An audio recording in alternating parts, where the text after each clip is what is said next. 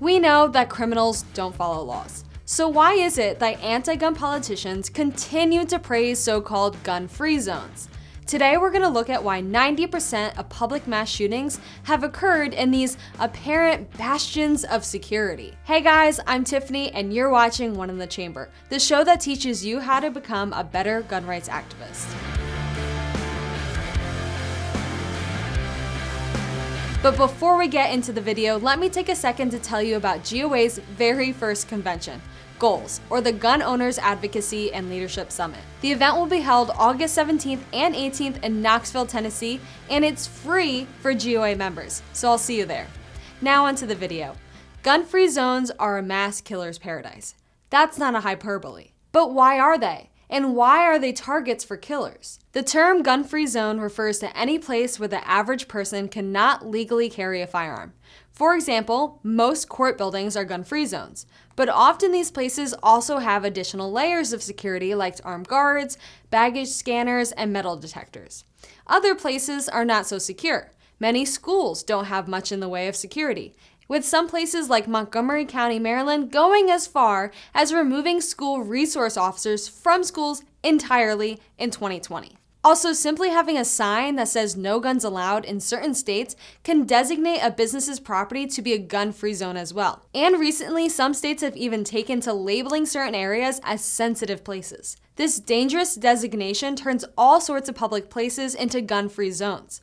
For example, New York designated places of worship, public transportation, and even Times Square as being sensitive. But have these gun-free zones stopped acts of violence? Of course not. And in fact, New York has only gotten more dangerous, with criminals being empowered, knowing that it's likely nobody will be armed and ready to stop them. Gun-free zones reduce good people into being helpless victims. It disarms those that have the greatest potential to stop an act of violence while it's happening. And that's not even the worst part. Like I said before, gun-free zones are a mass killer's paradise.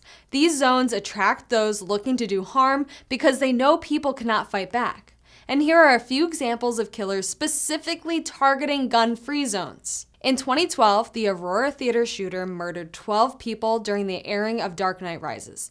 But this wasn't always his plan.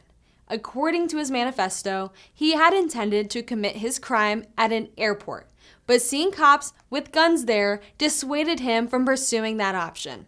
The Aurora shooter carefully plotted his crime. He specifically chose the only movie theater that had a posted "No Guns Allowed" sign within 20 miles of his home. In 2014, the son of a British filmmaker murdered 7 people near and on his university campus in Santa Barbara, California. His original plans, which were formulated a year and a half prior, were to attack Deltopia Spring Break Party. However, in his manifesto, he wrote that he opted against doing so because of the large armed police presence at the parties. In 2015, the thug who murdered several people in a Bible study in Charleston, South Carolina, originally had planned on committing his act of terror at a large local community college, but decided not to because the college had too much security. In 2016, a murderer targeted a gun-free zone in Orlando, killing 49 people in a bar. But this was not his original plan. According to prosecutors, the killer planned to open fire at the high-traffic Disney shopping complex, but he decided to move to a softer target after seeing armed security at the venue. In 2016, an ISIS-inspired wannabe terrorist was arrested by the FBI for plotting to shoot up a huge megachurch in the Detroit area. Why was he targeting that particular church?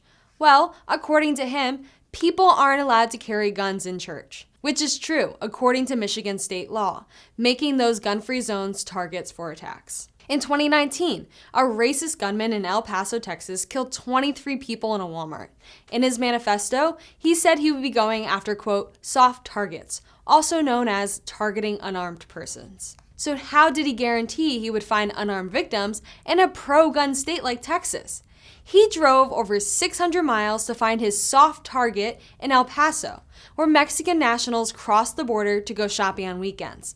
Since they wouldn't be able to carry guns from Mexico into the US, this meant the majority of his victims would be disarmed. And most recently, in March of 2023, a transgender man and former student attacked the Covenant School, a Presbyterian church in Nashville, Tennessee, killing 6, including 3 children. Statements from the police following the shooting revealed that the shooter chose the school because of its lack of security. This is interesting given the massive push from organizations like the ACLU to remove school resource officers and replace them with social workers. So now you know that these gun-free zones are targets for mass murders.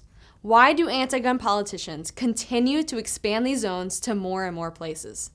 That question becomes more serious when you consider the fact that often good people stop mass killers. In fact, FBI statistics show that when a gun owner is present, mass shootings are prevented or mitigated 94% of the time.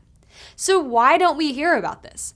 Well, the mainstream media refuses to cover these stories, and when they do, they are often dismissive of the idea that a mass shooter could be stopped by an armed citizen. In addition, data supporting this viewpoint is actively being censored by anti-gun groups and statisticians. For those interested, we've discussed this topic in detail in a video that I'll link below. Check out GOA's Senior Vice President Eric Pratt calling out a CNN host for not reporting on these types of stories. What is your answer to prevent the sort of atrocities, the sort of mass shootings that this country has, that most of the developed world does not have?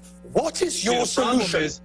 The problem is you guys never report on the mass shootings that are prevented by law-abiding citizens carrying concealed firearms, like the firefighter in South Carolina that stopped the school mass shooting, or like the guy in the bar in Arlington, Texas, who stopped a mass shooting because he was carrying a firearm concealed. You guys never want to report on that, even though Obama's Center for Disease Control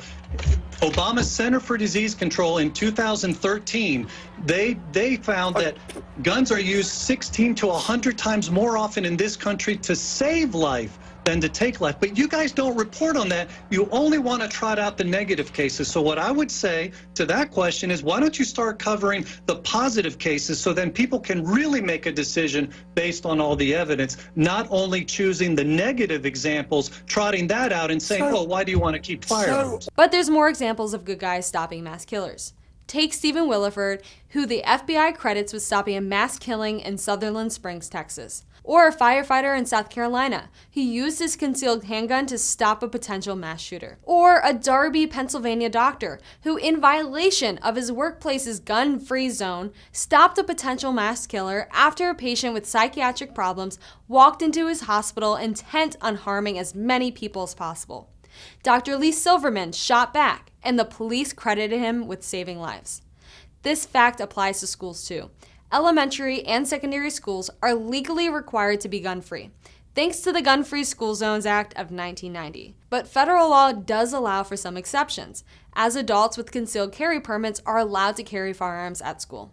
Nowadays, more than 30 states allow teachers to carry firearms at school. And according to the Crime Prevention Research Center, there has never been a mass shooting attempted in any school where teachers are armed. One Texas school even posts signs which proudly boast that teachers may be armed and will use whatever force necessary to protect students. Utah has allowed teachers to be armed since 1995, and there have never been a school shooting attempted in that state. And not only that, but an armed school employee stopped a knife wielder from kidnapping a child at Utah school in 2021. Armed teachers are an effective deterrent.